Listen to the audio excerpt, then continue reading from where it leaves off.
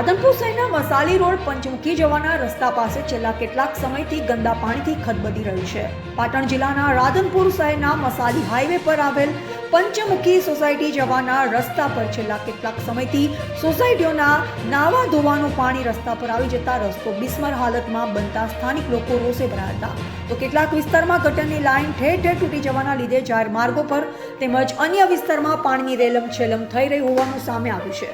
ત્યારે આ બાબતે રાધનપુર નગરપાલિકાના અધિકારીઓએ અનેક વખત રજૂઆત કરવા છતાં અંતે કોઈ નિરાકરણ ન આવતા સોસાયટીના લોકોએ જાતે જ રસ્તો બનાવવાનું નક્કી કરવામાં આવી રહ્યું છે, જેમાં આ સોસાયટીથી જતા રસ્તા પર મોટા મોટા ખાડા પડી જતા ત્યાં જતા વાહનોને મોટી હાલાકી ભોગવવી પડી હતી, જેને લઈ રામદેવ સોસાયટીના લોકોએ ઘરના ખર્ચે રાત્રે માટી પુરાણ કામ કરવામાં આવ્યું, જેમાં સ્થાનિક લોકોએ જણાવ્યું હતું કે અયોધ્યા ખાતે શ્રી ભગવાન શ્રી રામને પ્રાણ પ્રતિષ્ઠા મહોત્સવ કાર્યક્રમ 22 તારીખે યોજાઈ રહ્યો છે, જેને લઈ સોસાયટીની બાજુમાં આવેલા પંચમુખી હનુમાન મંદિર ખાતે પણ 22 તારીખે ધામધૂમથી ઉજવણી કરવાની હોવાથી સ્થાનિક લોકોએ આ રસ્તાને જાતે સમારકામ કરવામાં આવી રહ્યું છે।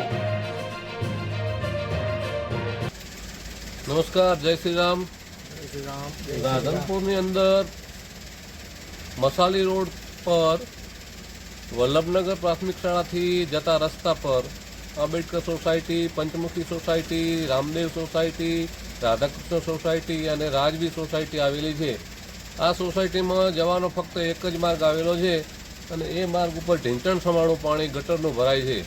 આ ગટરમાંથી બાળકોને શાળાએ જવા માટે એમનો ડ્રેસ ફરજિયાત બદલી બૂટ મોજા કાઢી અને પાણીમાં જવું પડે છે, જેના કારણે એમની ચામડીના ભયંકર રોગો પણ થાય છે। માતાઓ બહેનોને કરિયાણું લેવા માટે, પાણી ભરવા માટે જવા માટે પણ આ જ રસ્તાનો ઉપયોગ કરે છે, જેને પારાવાર મુશ્કેલીનો સામનો કરવો પડે છે। અહીંયાથી લઈને નીકળતા વાહન ચાલકો વારંવાર પાણીમાં પટકાય છે અને દવાખાને દાખલ કરવા પડ્યા હોય એવા પણ ઘણા દાખલા નોંધાયા છે। તેમજ પોતાનું બાઇક ઓછામાં ઓછા 6 માસની અંદર પાણીના ક્ષાર અને કાટને લીધે તે બાઇકની કિંમત લાખ રૂપિયાનું હોવા છતાં એ 10,000ની થઈ જાય છે। તાજેતરમાં આવતી 22 તારીખે અહીં આવેલી પંચમુખી સોસાયટીમાં રામ જન્મભૂમિ અંદર ભવ્ય રામજી ભગવાનની સ્થાપના થનાર છે, તો એના અંતર્ગત અહીંયા એક ભવ્ય કાર્યક્રમ યોજનાર છે, જેમાં 5,000 લોકો પાર્ટિસિપેટ કરનાર હોય।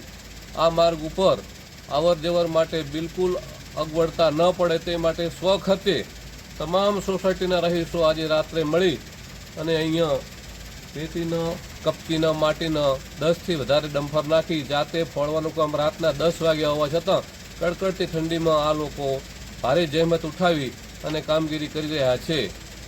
શું નામ તમારું? મારું નામ હરેશ સાધુ, રાધનપુર।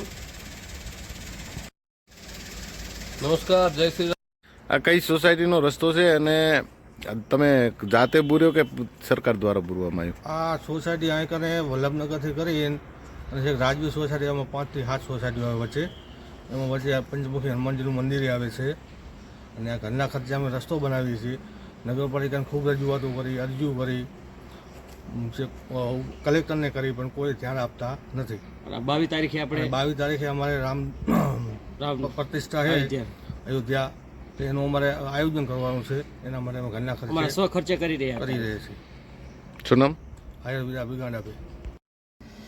આ રસ્તો વલ્લભનગરથી છેક વચ્ચે હનુમાન દાદાનું મંદિર, પંચમુખી સોસાયટી, રામદેવ સોસાયટી, બીજી રાજવીનગર, રાધેકૃષ્ણ, નીલકંઠનગર સોસાયટી, આ બધી સોસાયટીઓ આવેલી છે અને આ બધાનો જાહેર રસ્તો છે અને બાજુની સોસાયટીવાળા એટલું પણ અહીં કાઢે છે ને, હું હેડવાનો કોઈ રસ્તો નથી રહેતો।